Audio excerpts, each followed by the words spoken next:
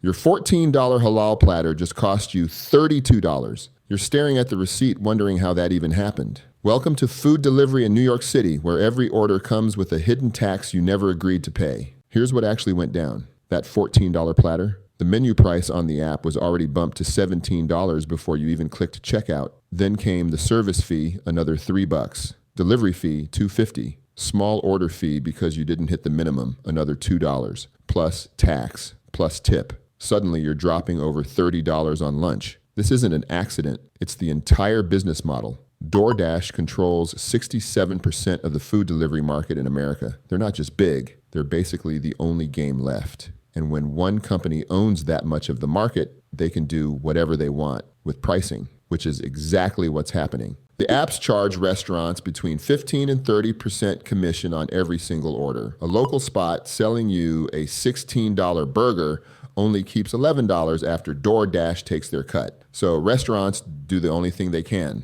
They raise prices on the app to survive. That $16 burger becomes $19 before you've paid a single fee. But you're probably thinking the restaurant is the one ripping you off. That's what makes this so brilliant. The app stays invisible while the restaurant takes the blame for inflated prices. You see $19 for a burger and think the restaurant got greedy. You don't see the $5 commission getting vacuumed up behind the scenes. Then the fees start stacking. Service fees that supposedly cover operations, delivery fees that supposedly pay drivers, small order fees because you didn't spend enough. Regulatory response fees in cities like New York that try to protect restaurants by capping commissions. Yeah, DoorDash literally created a new fee category just to spite cities that tried to regulate them. The FTC has noticed. They hit Grubhub with a $25 million settlement last year for hiding fees until checkout. They nailed Instacart for $60 million on similar charges. These companies know exactly what they're doing, and it gets worse, way worse, because those fees you're seeing, they're just the start of how deep this actually goes. The apps are also stealing your data. Every order you place, they keep. Your email, phone number, order history, what you like when you order, where you live. The restaurant you ordered from gets none of that, zero. So when you reorder next week, you're not going back to that local spot on 8th Avenue. You're going back to DoorDash.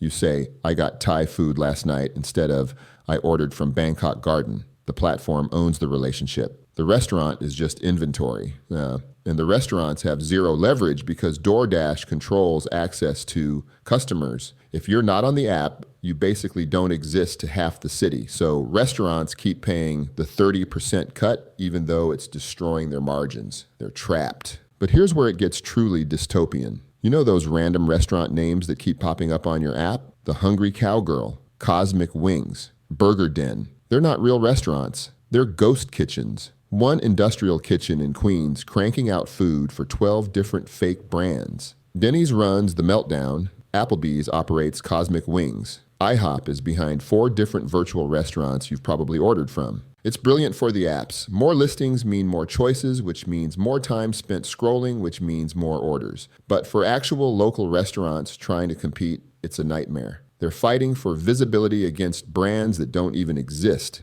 Brands backed by corporate chains with massive marketing budgets. The little Bangladeshi spot that's been on your block for 20 years gets buried under fake restaurants operating out of warehouses. So what do you actually do about this? Walk when you can. Seriously. Most neighborhoods in New York have solid food within 10 blocks. Order directly from restaurants when possible. A lot of places have their own websites now where prices are normal and they keep the full payment. Use Pickup. You'll save $15 and get your food faster anyway. Stack promos if you're going to use apps. Don't just open DoorDash and order. Check all 3 apps. Compare totals. Use whatever credits or promotions actually make the math work. But the real move is breaking the habit. These apps trained us to think delivery is normal for every meal. It's not. It's expensive, unsustainable. And you're funding a system designed to squeeze everyone except the shareholders. Your $32 halal platter should have cost $14.